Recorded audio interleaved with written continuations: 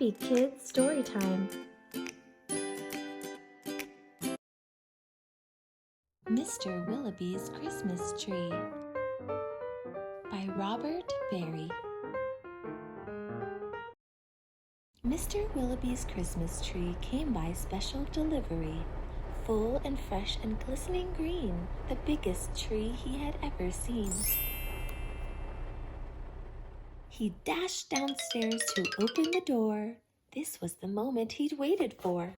"A magnificent tree, splendid!" he cried. "Please, sir, won't you carry it right inside? I think it might look best this year, right in the parlor corner here." But once the tree stood in its place, Mr. Willoughby made a terrible face. The tree touched the ceiling, then bent like a bow. "Oh, good heavens!" he gasped. "Something must go!" Baxter the butler was called on in haste to chop off the top, though it seemed quite a waste. "That's great!" Mr. Willoughby cried with glee. "Now we can start to trim my tree."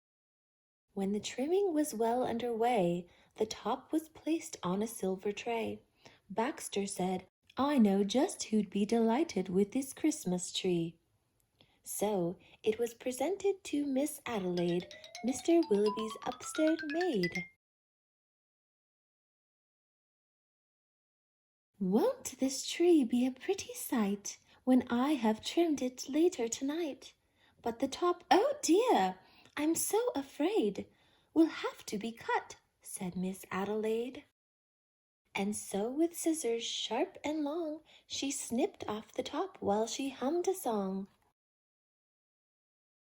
The top was set out the very next day, in back of the house to be thrown away. That little treetop caught the eye of Tim the gardener passing by. He certainly was not about to see that little tree thrown out. He hurried it right home straight away to see what Mrs. Tim would say.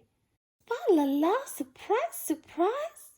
His wife could not believe her eyes. "But our house," she said, "is so snug and small, I do not believe we need it at all." And before Tim had a chance to shout, she cut off the top and threw it out. Barnaby Bear was padding by. It almost hit him in the eye. Now who would throw a tree away so very close to Christmas Day? "I'll take it home, that's what I'll do. Look, Mama Bear, I've a present for you." "Isn't it a pretty tree?"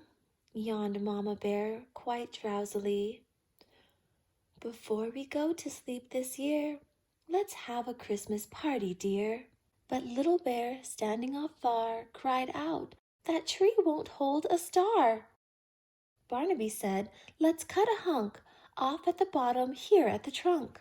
But Mama Bear just shook her head and sliced the treetop off instead. "Jolly by golly," Barnaby said with a kick. "Mama, that surely is just the right trick. Let's trim it with bells and honey rings, some berries and tinsel and popcorn on strings." Mama said, "Trim it just as you like. I've got to tidy up for the night. This top we won't need any more. I'll put it just outside the door."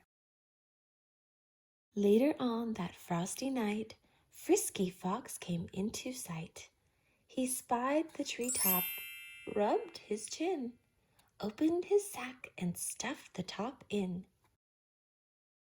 He scampered home and jumped his gate.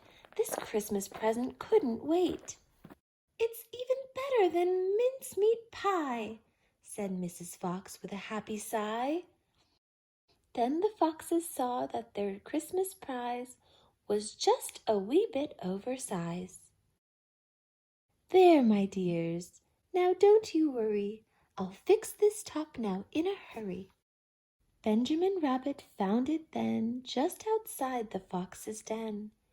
"It seems," he thought, "most certainly Santa left that for my family." "Look," he cried, See the tree I found?" With that he called his family round. Then there was a merry-making, rollicking, frolicking, carrot-shaking celebration around the tree. All were happy as rabbits can be. Benjamin Rabbit, with his own hand, sliced a carrot and made a stand. Now let's see how this will look in our little chimney nook. But right away the children cried, "Look, it's leaning off to one side." "It's too tall, that's all," said Mrs. Rabbit. And as though it were a summer carrot, she gave it a chop and threw away the top. Then Mistletoe Mouse just happened to see that tiny tip of a Christmas tree. He pulled it through the snow and ice, up some stairs. He fell down twice. At last he reached his cozy house. "It's just the right size," said Mrs. Mouse. Then at the top, if you please, they put a star made out of cheese. Oh, wasn't it grand to have a tree exactly like Mr. Willoughby?